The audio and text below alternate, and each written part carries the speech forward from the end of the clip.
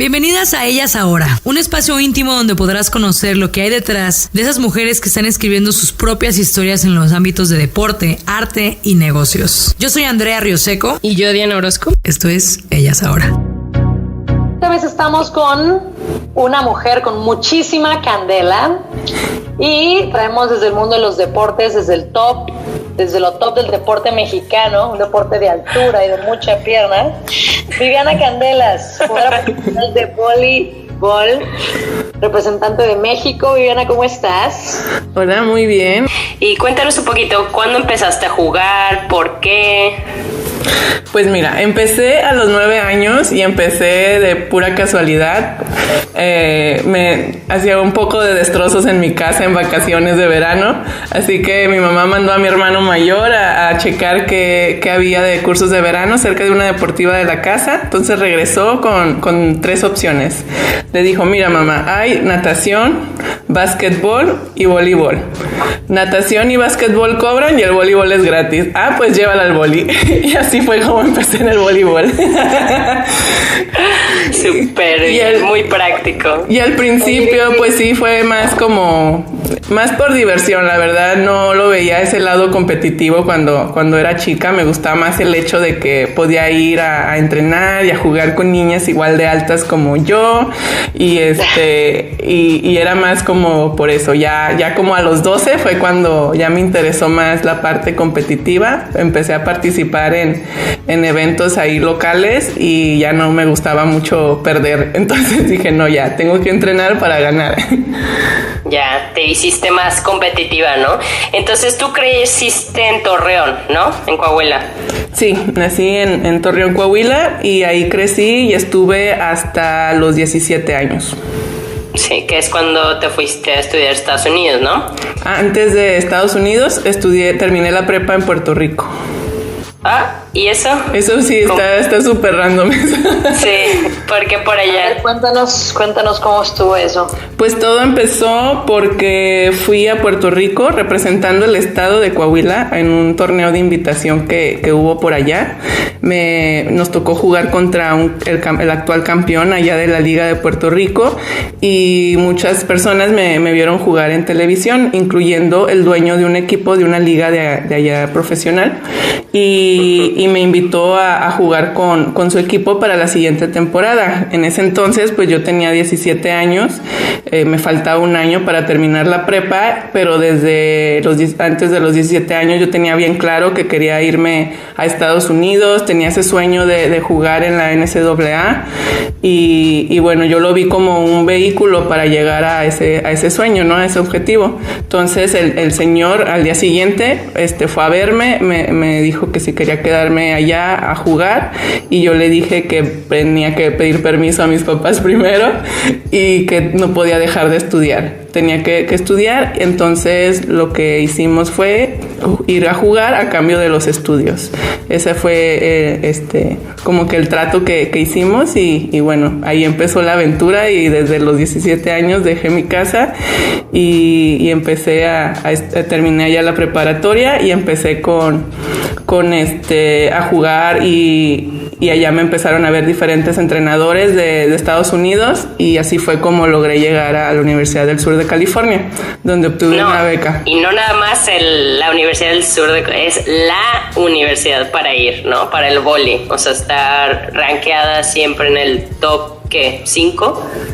Sí, la verdad fue muy chistoso porque fueron varias ofertas las que tuve de universidades y tú por reglamento tienes derecho a visitar 5. Entonces la primera universidad que vi fue la Universidad de Wisconsin. La universidad está súper bonita, pero el clima yo creo que no era lo mío, hacía muchísimo frío. Y la segunda universidad que fui a ver fue la Universidad del Sur de California y yo recuerdo que en cuanto pisé ese campus me enamoré. Me encantó el campus, me encantó la escuela de comunicación, que fue lo que estudié. Estaba rankeada también dentro del top 5 y eso pues para mí fue muy importante en mi decisión. Y después me enteré que el equipo de voleibol era buenísimo. Entonces, sí, wow. Entonces, así fue como decidí irme a la Universidad del Sur de California. O sea, un poco de ingenuidad pero es la mejor, ¿no? O sea, yo siempre escucho que es de las mejores. O sea, sin seguir el vóley, como que sí suena mucho, ¿no? Sí, la universidad, la verdad, es una universidad que se distingue por tener atletas de alto rendimiento, no únicamente en voleibol, en diferentes disciplinas. Incluso a veces tienen hasta su propio medallero en Juegos Olímpicos, y juntas a todos los medallistas que estudiaron en USC, están rankeados a veces hasta en el top 15. Wow. Sí, aparte esta es universidad muy famosa para estudios de cine y comunicación y así, ¿no? Que tienen siempre invitados que ya son establecidos en Hollywood y así. Qué padre, Vivi. Oye, y pues, ¿cómo estuvo que desarrollaste esa como sed competitiva, esa ambición que dijiste, tengo que ir a Puerto Rico porque ahí es más competitivo el ambiente y me van a ver? O sea, ¿cómo es que todo esto se te dio desde tan chiquita? Pues yo creo que desde chica siempre me estuve planteando como que metas, ¿no? De que primero quiero llegar aquí, una vez que lo lograba, ahora quiero llegar más lejos. Y para Estados Unidos recuerdo perfectamente que estaba con mi papá, estábamos viendo televisión y estábamos viendo el juego de una final de un partido entre Stanford y Long Beach. Y yo me acuerdo que me encantó el juego, me encantó el nivel, y yo por dentro decía, si yo quiero mejorar, si yo quiero ser buena, yo tengo que estar ahí. Y le dije a mi papá, yo quiero estar ahí, no sé cómo, pero yo quiero estar ahí. Y mi papá me volteó a ver, yo pensé que me decía, está loca, ¿no? ¿Qué le pasa? Pero no, mi papá me volteó a ver y me dijo, pues échale ganas y vamos a ver. Y desde ahí, una vez que me entra algo en la cabeza, soy un poco terca y estoy ahí duro y dale hasta que lo logro. Más bien determinada, ¿no? Sí. Dijiste, esto lo tengo que hacer. Para quienes no sepan. Una pregunta, y ahora que toca a Viviana esa parte, porque, bueno, yo tengo entendido que siempre has sido muy cercana a tu familia, a tus papás y tus hermanos, ¿no? Sí. Yéndote tan chiquita a Puerto Rico, ¿cómo es esto para ti, dejar la casa tan pronto? O sea, realmente tus papás siempre fueron con la actitud de hija, si te tienes que ir, vete. ¿Cómo fue ese apoyo, esa relación a tantos kilómetros y reiterar el apoyo desde lejos? Sí, bueno, desde chica mis papás me dejaron claro que la escuela era mi prioridad, y yo también así lo asumí. Para mí era muy importante los estudios, y mientras me iba bien en la escuela, mis papás no tenían ningún problema con que yo jugara. Y cuando se dio esta oportunidad de irme a Puerto Rico, pues bueno, estaba la parte académica, que me fui a un colegio bueno allá en Puerto Rico, y estaba la parte del deporte, ¿no? Que también ahí podía desarrollar, y sobre todo ahí me podían ver varias universidades para poderme ir y lograr mi objetivo de irme a Estados Unidos. Entonces, yo creo que en ese momento, cuando sucedieron todas las cosas, yo lo veía más como que sí, lo quiero hacer, es mi sueño, déjenme. Y mis papás nunca me dijeron que no. O sea, mis papás me apoyaron, pero yo creo que a medida que fui creciendo y empecé a pensar en esa época, no fue nada fácil para mis papás dejarme ir, no. Yo creo que les agradezco mucho, porque no cualquiera pues deja a sus papás, a sus hijos, sobre todo que yo soy la hija menor, tengo 3 hermanos, y dejarme ir, yo creo que eso es algo que siempre les voy a agradecer, que a pesar del temor que tenían, mi mamá después me confesó que se sintió como que incompleta, que no terminó de educarme, por así decirlo. Ella sí lo sentía como mamá, pero obviamente yo le decía, no mamá, tú me diste la mejor educación, gracias a ti soy lo que soy. Pero de ese sentimiento que tuvieron mis papás, ya con el tiempo como que lo reflexioné, y la verdad que les agradezco mucho, porque no creo que cualquiera hubiera podido dejar ir a su hija menor a un país que no conocían, con una persona que solamente vieron una sola vez, y bueno, sabían que era por mi bien, sabían que podía desarrollar mucho, y pues eso realmente se valora bastante. Sí, no, y como tú dices, ya ahorita que tienes tiempo de reflexionar, pues te das cuenta de muchas cosas, ¿no? Pero en ese momento, pues es la emoción del momento, ¿no? Y aprovechar y seguir trabajando y todo. Oye, y estoy viendo que cuando te fuiste a Estados Unidos, ganaron el campeonato en 2002 y 2013, ¿no? Sí, ganamos 2 campeonatos nacionales y imagínate, desde mi primer año ganar el campeonato nacional fue una super experiencia y otra de las cosas super padres cuando obtienes un campeonato nacional es que tienes la oportunidad de ir a la Casa Blanca a conocer al presidente de los Estados Unidos en una ceremonia así super padre y haberlo vivido en 2 ocasiones son de esas experiencias que te deja el deporte y valen muchísimo la pena. ¡Wow! ¡Qué bárbara! No, y aparte de eso también has estado en campeonatos en Alemania, en el Caribe, en Japón, ahora sí que por todo el mundo, ¿no? Yo creo que podemos pasar fácil horas platicando de toda tu experiencia en el vóley, pero a lo mejor queremos rescatar mensajes que para la gente que no juega vóley o no practica ningún deporte, como qué enseñanzas de vida te dio el practicar voleibol en el nivel más alto posible, o sea, ¿qué te diste cuenta que aprendiste? Bueno, cuando me fui a la universidad, pues fue un cambio cultural, fue un cambio de todo. En mi primer año fui la única del equipo que era extranjera, entonces también aprender el idioma, relacionarme con mis compañeras, adaptarme a todo, fue un cambio pues sí difícil para mí.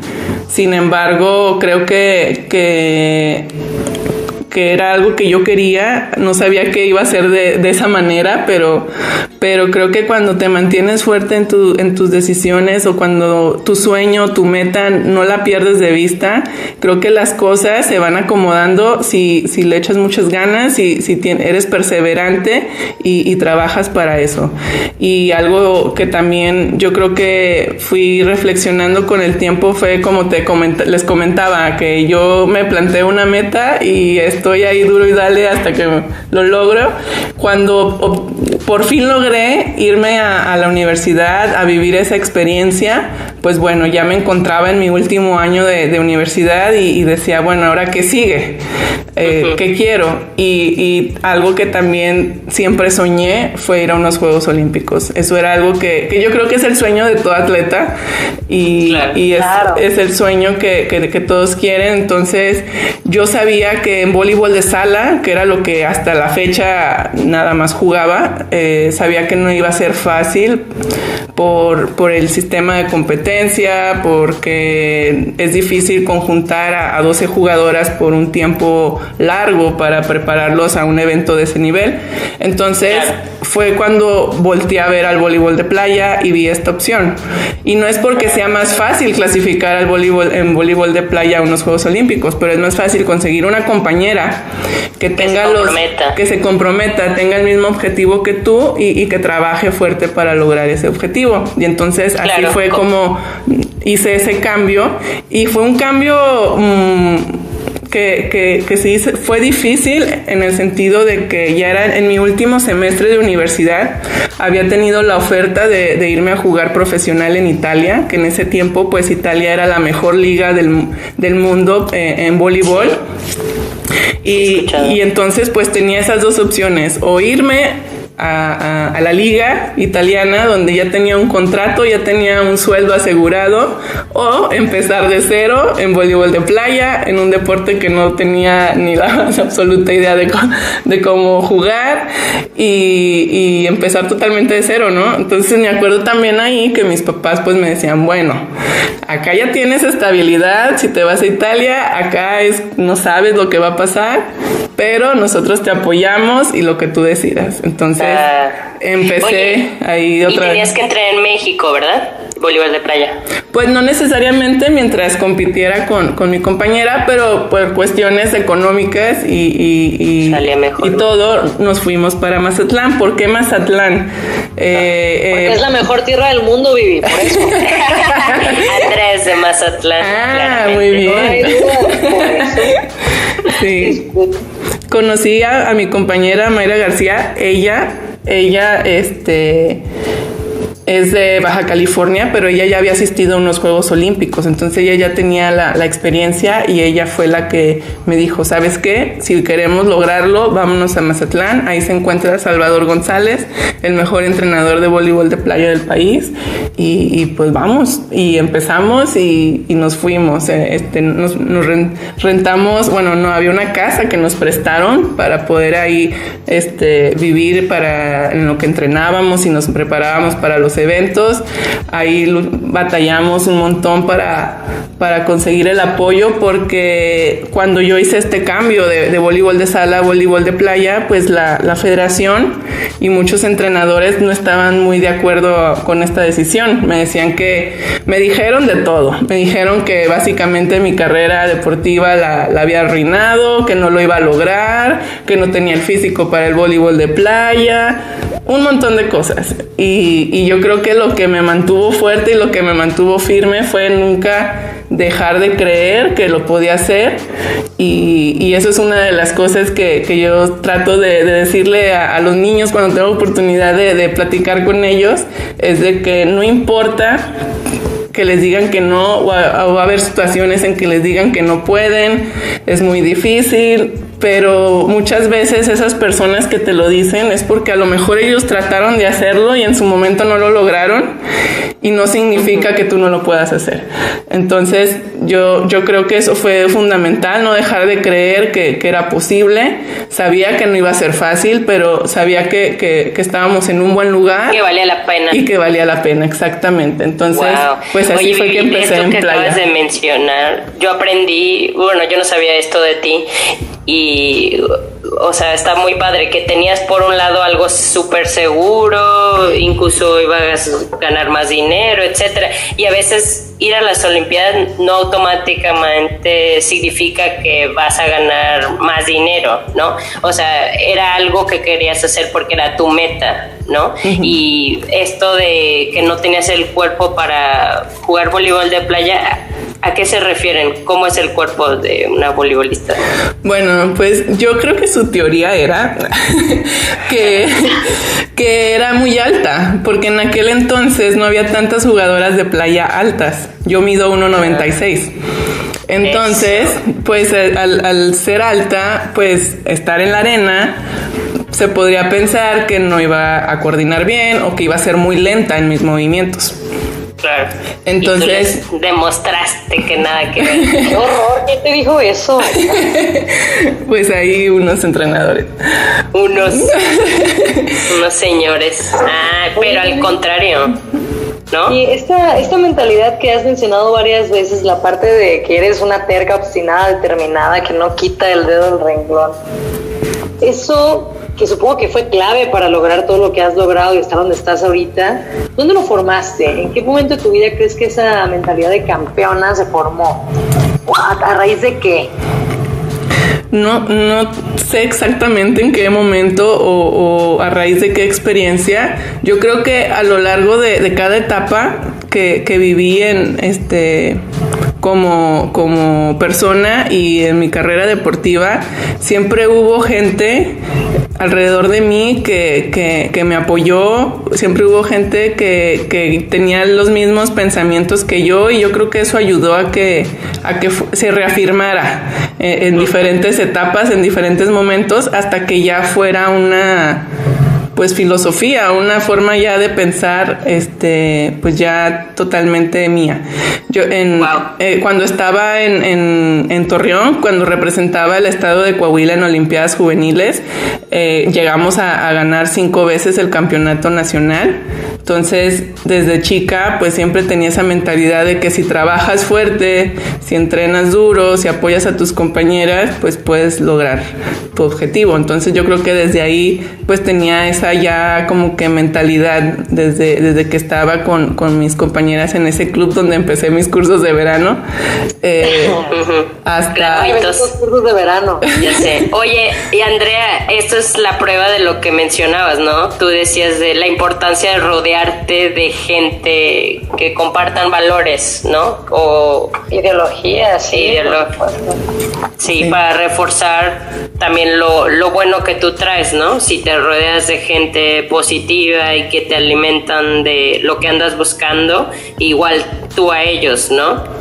En cualquier ámbito, llámese deporte, arte, negocios, etcétera. Sí, fíjate que hay una frase que siempre se me graba mucho, que dicen que la suerte se trabaja, no se da, y concuerdo totalmente. Yo creo que hubo cosas que sí, pues dependían de mí, que tenía que yo hacer el esfuerzo, tenía yo que trabajar, ser constante, pero también creo firmemente que hubo momentos o personas claves en diferentes partes de mi crecimiento que hicieron que muchos de mis sueños fueran posibles. Por ejemplo, lo que les platiqué de Puerto Rico. Este señor que me vio jugar en la tele y después me ofreció irme a estudiar allá.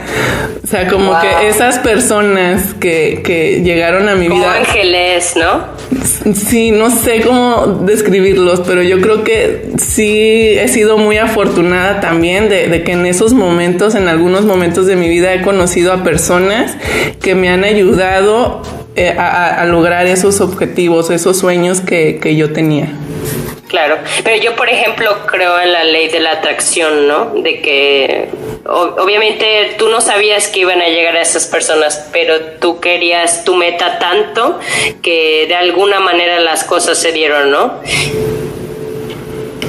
Sí, yo creo que eso también es cierto. Yo creo que cuando te ven, yo creo que tienes esas ganas o esa hambre de lograrlo, pues es más fácil contagiar a alguien, ¿no? A que te ayude. No, y aparte también yo creo que la vida dice, ya deja de estar chingando. Ojalá. ¿No? Ya, ¿para qué? Oye, y también lo que mencionas de la importancia de reconocer la oportunidad, ¿no? Ahí está la oportunidad, tengo miedo, pero la tomo, ¿no? Sí. Y sí, eso se me quedó grabado. Y también tu flexibilidad, ¿no? El decir, pues aprendo, ¿no? O mucha gente diría, bueno, esto no es mi fuerte, etcétera, pero tú le dices, pues le entro. Si esto es lo que se tiene que hacer, pues le entro.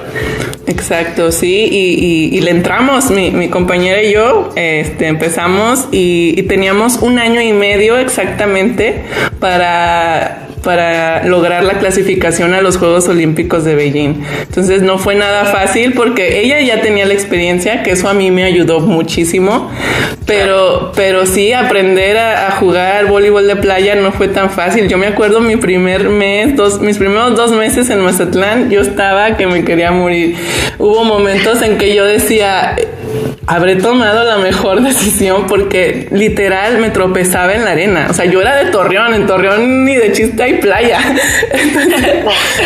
Puro desierto. Y al principio sí fue muy difícil, porque yo quería hacer movimientos o moverme o jugar o rematar como lo hacía en sala, pero en la arena era totalmente diferente. Es una técnica, cambia tu técnica, cambian tus tiempos, esas cuestiones. Entonces, al principio sí era muy frustrante. Al principio lloraba porque me frustraba mucho que no podía hacer algo que me salía bien en sala, pero yo creo que ahí fue mucha paciencia de mi entrenador y mi compañera, que fueron muy pacientes conmigo, y tuvimos nuestro primer reto, tuvimos nuestro primer torneo y nos fue muy bien. Pero yo creo que el torneo clave para que la gente realmente volteara a vernos y confiaran que podíamos hacer las cosas fueron los Juegos Panamericanos del 2007, fueron en Río. y ahí logramos la medalla de bronce. Esa medalla pues nos supo a nosotros a oro porque por fin las autoridades nos vieron jugar, les demostramos que teníamos el potencial para lograr la clasificación, y a partir de ahí pudimos participar en más eventos del circuito mundial, que son los torneos que nos daban los puntos para clasificación olímpica. Qué padre. Oye, Vivi, ¿y cómo es que llega entonces el momento en que tú dices me retiro? Pues primero me retiré del voleibol de playa. El voleibol de playa, después de los Juegos Olímpicos, que después de haber logrado ese sueño, continué jugando por unos años más. Jugué por 10 años el voleibol de playa, y yo creo que decidí dejar de jugar playa porque ya no lo estaba disfrutando como antes, ya no lo disfrutaba como pues se debe de disfrutar las cosas. Yo creo que cuando ya no lo disfrutas no vale la pena, ya no es lo mismo, ya no vas a entrenar por gusto, ya vas más a entrenar y porque tienes que, o te estresa, y yo creo que fue un proceso difícil darte cuenta de eso, o sea, darte cuenta que ya no te llena, darte cuenta que ya no es lo mismo, y fue una decisión súper difícil, pero creo que era lo más sano para mí, porque al forzar las cosas sentí que ya no estaba disfrutándolo y ya no estaba siendo la persona que quería ser. Me estaba como que presionando mucho y estaba dejando de sonreír. Entonces yo creo que fue ahí cuando dije, creo que es momento, y decidí dejar la playa. A los 2 meses, sin esperarlo, me ofrecen un contrato para irme a Puerto Rico a jugar voleibol de sala en la liga de allá otra vez. Y dije, bueno, me voy. Creo que físicamente me encuentro todavía muy bien, y decidí jugar. Pues chava, tienes 34, ¿no? Sí. Sí, entonces dijiste, todavía me queda. Entonces ahí jugué esa temporada, que me fue muy bien, y después regresé para una segunda temporada, pero en esa segunda temporada las cosas cambiaron. Sentí que mi rendimiento ya no era el mismo. Me cansaba muy rápido. Yo decía, ¿por qué? Si estoy haciendo la misma preparación física que siempre hago. Y entonces esa impotencia de no poder hacer bien las cosas hizo que también dijera, no, ya, yo creo que ya es tiempo también de dejar el voleibol. Yo creo que ya mi cuerpo me lo está pidiendo. Y me regresé de Puerto Rico. A los, no te miento, 10 días a la semana, no sé, recibo una llamada de una amiga que estudia aquí en el TEC, y me dice, oye, hay una oferta de trabajo que en cuanto la leí dije, es para ti. Y dije, bueno, vamos a ver de qué se trata, y me encantó, y apliqué para el trabajo, fui para la entrevista, y pues quedé en el trabajo, y es lo que estoy haciendo ahorita. Entonces, trabajo en la Dirección Atlética y Deportiva Nacional como coordinadora, es decir, trabajo para todos los campus, la parte de deportes, y pues ayudo ahí estoy más enfocada con los equipos representativos que participan en las ligas de CONADEIP, de CONDE, y pues trabajamos ahí para darle seguimiento y pues para tener una homologación de lineamientos en todos los campus. O sea que todos los estudiantes que hagan deporte, un representativo en el TEC, se pueden quejar contigo. Pueden hacerlo. Para que sepan. Sí. Pueden hacerlo, porque les haga caso es otra, ¿no? Oye, no, pero qué bueno, porque ahora sí que tú has estado en muchísimos torneos y pues tú entiendes, ¿no? Las necesidades que pueden surgir, los retos, ¿no? Pues qué padre. Sí, oye, yo creo que lo que más me gusta de mi trabajo es tener esa oportunidad de compartir mi experiencia y poder hacer algo que los impacte positivamente y que mejore la calidad de su vivencia, que vivan una muy buena experiencia en estos años que estén estudiando su etapa universitaria. Creo que es fundamental, independientemente si continúan o no continúan en el deporte. Yo creo que esa parte formativa a esa edad es súper clave, y si yo tengo la oportunidad de mejorarlo, yo creo que esa es una de las mayores satisfacciones que tengo en este trabajo.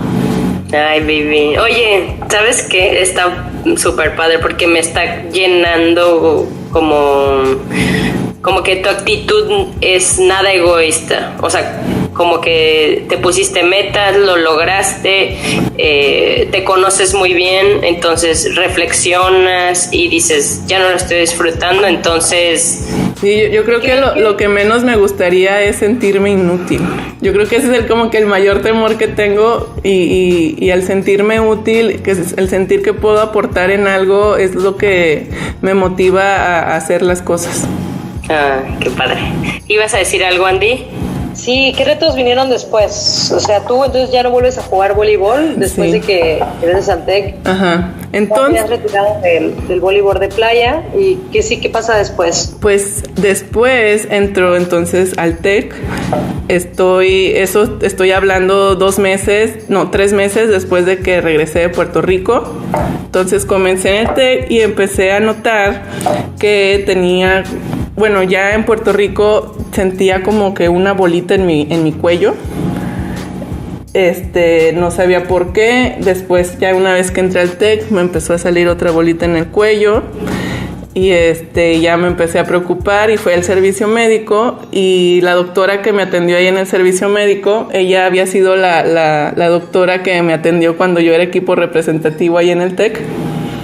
Y en cuanto me vio, me dijo: te tienes que hacer una biopsia, te tenemos que sacar uno de estos ganglios porque están muy inflamados y no sabemos qué es. Y bueno, me hice la biopsia y a los 4 días me diagnosticaron linfoma de Hodgkin. Y pues ahí fue cuando pues todo me hizo sentido, el por qué me sentía cansada, por qué no estaba rindiendo igual. O sea, ¿tenías qué edad? 34. Sí, o sea, es reciente. 33, sí, el año pasado. En octubre fue que me diagnosticaron el linfoma. Híjole, ¿cómo lo tomaste? Pues como te digo, cuando me dijo así, de que me dijo, ya sabemos qué es linfoma de Hodgkin, es un cáncer que afecta a los ganglios linfáticos, como que lo primero que me vino a la mente fue como decir, gracias Dios, porque ahora entiendo por qué me pusiste en este lugar, en este momento, con esta gente. Entendí ya todo perfectamente, porque ya no estaba disfrutando las cosas, y dije, bueno, estoy en el mejor lugar para enfrentar este nuevo reto, y bueno, vamos a ver qué pasa. Entonces, pues ya me fui al hospital, porque pues nada más tenían sabían que era linfoma, pero no sabían dónde estaba localizado, cuánto tiempo tenía con él. Entonces ya después de hacerme todos esos estudios, se encontró que lo tenía en la parte del cuello y el tórax, y pues como a los 3 días pues ya empecé con la primera quimio. Entonces pues fue un tiempo muy difícil. Tenía las quimioterapias cada 2 semanas, eran dosis muy fuertes, porque gracias a Dios pues se detectó a tiempo. Entonces querían atacarlo fuerte con los medicamentos, pero para mi cuerpo sí fue muy impactante. Y también pues ahí fue cuando también me dijeron, ya no puedes hacer absolutamente nada de ejercicio. Y pues ahí, pues imagínate, toda mi vida haciendo ejercicio, toda mi vida practicando un deporte, y que me digan de la noche a la mañana ya no puedes hacer nada, pues también fueron muchos cambios en mi vida, tanto muy fuerte, tanto de mi cuerpo, mentalmente. También pues estaba viviendo esa etapa de transición, de dejar de ser un atleta, ahora estar en un trabajo, como dicen, un trabajo normal. Claro, de oficina. De oficina, y como estaba con esos cambios, y luego la enfermedad, y luego mi cuerpo, sí fue un periodo bastante difícil, pero pero yo creo que sabía, no sé, en ningún momento del tratamiento nunca pensé que me iba a morir. Siempre dije, no me voy a morir, todo va a salir bien, tengo que echarle ganas, tengo que mantenerme positiva. Y ahí fue donde también aprendí a conocer otras partes de mí que no conocía.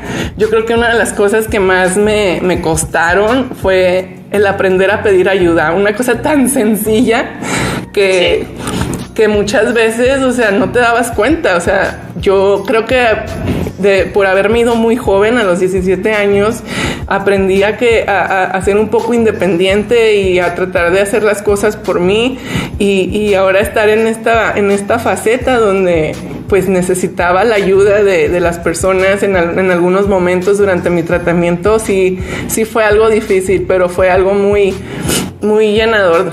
Creo que aprendí a conocer muchas cosas de mí que no conocía, y más que ver la enfermedad como algo malo, yo digo que me trajo más cosas buenas. Me trajo autoaprendizaje y me trajo a valorar muchas cosas que a veces damos por sentado, y sobre todo darme cuenta de la gente que me quiere por la persona que soy, no por la atleta que soy. Claro.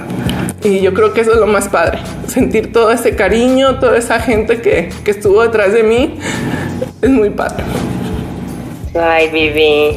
¿Y cómo es que, bueno, porque digo, esta es una prueba más, así como fueron entrenamientos, torneos, fuera de tu casa, ¿cómo es que todas estas lecciones anteriores que te enseñó el voleibol te llevaron a esto?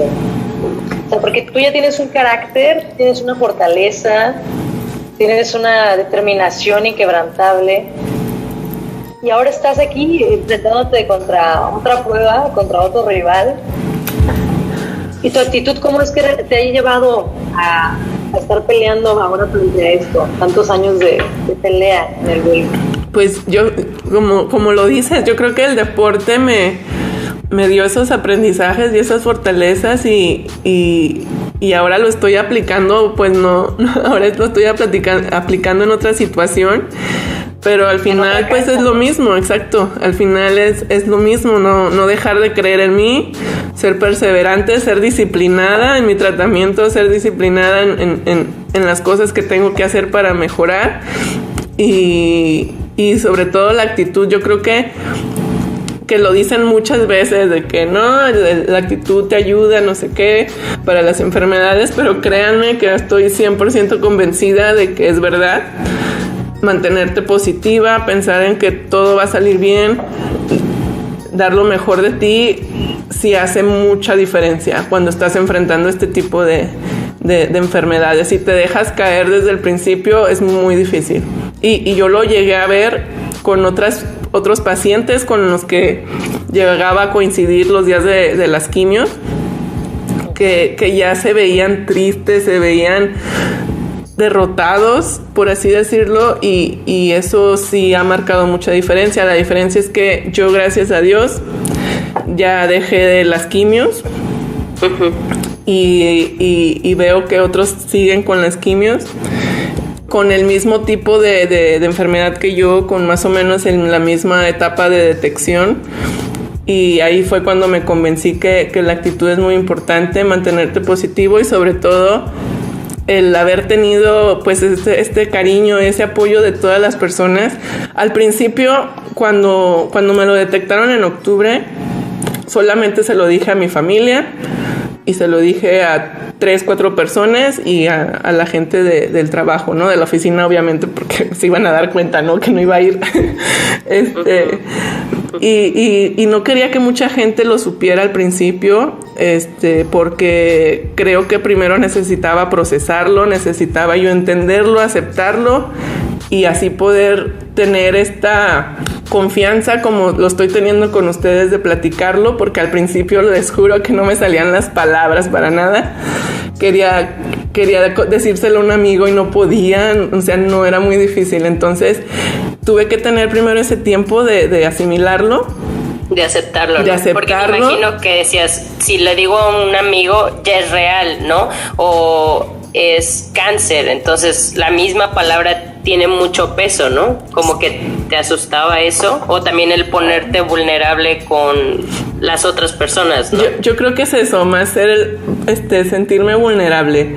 Yo creo que esa parte del atleta o ese de la competencia, de no mostrar debilidad ante tu rival, era como que lo estaba trayendo conmigo en esto. Entonces eso es otra cosa que pues aprendí, que no, la gente no me iba a tener lástima, y yo pensaba que me iba a tener lástima, y por eso no quería que mucha gente supiera, pero poco a poco fui como que sintiéndome cómoda. Poco a poco empecé a razonar, a reflexionar y decir, bueno, a lo mejor otra persona está pasando por lo mismo que yo, y a lo mejor necesita a alguien que la entienda y que pudiera compartirle mi experiencia, y si pudiera ayudar un poco a minorar su etapa, pues yo creo que eso a mí me va a traer más satisfacción. Y entonces fue poco a poco empecé a compartirlo. He compartido muy poco en mis redes sociales, pero eventualmente yo creo que encontré ese propósito. Cuando te dicen tienes cáncer, pues yo creo que la primera pregunta es de que ¿por qué a mí? Pero yo creo que más bien mi pregunta fue ¿para qué? No tanto el por qué, porque para mí el por qué pues ya no tenía caso, o sea, pues ya lo tenía. Claro. Pero el para qué tengo este nuevo reto en mi vida, para qué lo necesito, fue lo que a mí me ayudó como que a poderlo compartir, a poderlo sacar y poderlo enfrentarlo de la mejor manera posible. Ay, qué padre, Vivi, que tu actitud, te juro que es inspiradora. Y de hecho, según lo que platicábamos, siento que en esa etapa estás, ¿no? En el darte cuenta, el más allá de ti, ¿no? En pensar en los demás. Si yo me siento así, entonces lo más probable es que haya muchas personas que se sientan así, ¿no? Y de lo poco que se habla, o del lenguaje que usamos, sí, ¿no? Es ese tipo de cosas que te has dado cuenta en cuanto a la conciencia de la gente, en cuanto a personas con estas condiciones. Sí, me gustaría mucho poderlo compartir, y sobre todo buscar la manera de aportar y poder ayudar a jóvenes o personas que tienen esta enfermedad y que no tienen los recursos para los tratamientos que se requieren, que son algunos muy caros. Claro, porque no todo el mundo tiene seguro, ¿no? Exactamente. Y yo creo que eso es algo que ahorita también estoy en ese proceso. Estoy viendo cómo puedo hacerlo, cómo puedo impactar y empezar pues poco a poco, ¿no? Yo creo que lo poco que he estado compartiendo, he recibido mensajes de personas que no conozco, que me apoyan, que han pasado, incluso algunos que han pasado por la enfermedad, que se han curado y me pasan todos estos tips, estas pláticas y son muy inspiradoras. Entonces yo digo, creo que tengo esa oportunidad de poderlo hacer, pero quiero hacerlo bien, quiero hacerlo bien para que poder enviar el mensaje correcto, que es inspirar y mantener una actitud positiva y sentir que no se sientan solos en este proceso. Claro. Qué bonito propósito, Vivi. Yo creo que lo estás haciendo, Vivi. Y fíjate, no lo estás haciendo desde hace un año, sino desde hace 20. Sí. Simplemente estás cambiando de cancha. Y en todas las canchas has demostrado que eres determinada, terca y obstinada. Ya sé. Vivi, muchísimas gracias por compartir con nosotros este reto que es muy, muy reciente y como te dices, lo viste más bien como una bendición, ¿no? El para qué me está pasando esto y cómo darle la vuelta y pues yo estoy muy inspirada y pues muchas gracias, Vivi. ¿Algún otro consejo o algún otro mensaje que tengas para la gente que nos está escuchando? Pues yo creo que agradecerles a ustedes por esta oportunidad de compartirlo. Es la primera vez que platico al respecto de mi enfermedad. Y Gracias por la confianza. Y a las demás personas, pues yo creo que si están pasando por esta enfermedad o alguna otra, pues primero que pueden contar conmigo, que se sientan la libertad de contactarme en alguna de mis redes sociales, en Facebook, en Instagram, en Twitter, donde quieran. Y bueno, van a tener alguien que va a estar ahí para ustedes. Y sobre el deporte, sobre todas las personas, sobre todo niños jóvenes que tienen la ilusión de representar al país algún día, de ir a unos Juegos Olímpicos, que sueñen, que luchen por ese sueño. Que vale la pena, ¿verdad? Vale la pena 1000 veces. Puedes pasar muchas dificultades, puedes encontrarte a personas que te digan que no, pero si tú estás decidido y sale desde tu corazón esa hambre, esas ganas de lograr tu sueño, las cosas tarde o temprano pasan. A veces las cosas o las recompensas después de un trabajo no llegan de la manera que esperamos. A veces uno trabaja y no logra su objetivo. El sueño, por ejemplo, yo quería ir a los Juegos Olímpicos de Londres y no lo logré. Pero eso no quiere decir que fracasé, porque a veces las recompensas llegan de otra manera. A veces el buen trabajo, la determinación te compensa de maneras que no lo pensabas, pero son cosas muy buenas y te van a ayudar para otra cosa. Y a veces hay que mantenernos con la mente abierta a eso, y eso es bien importante. No dejen de ser ustedes, no dejen de luchar por sus sueños, que las cosas buenas le pasan a las personas que trabajan para ello. Muchísimas gracias, Vivi. Esto es Ellas Ahora. Encuéntranos en redes sociales como Ellas Ahora Podcast.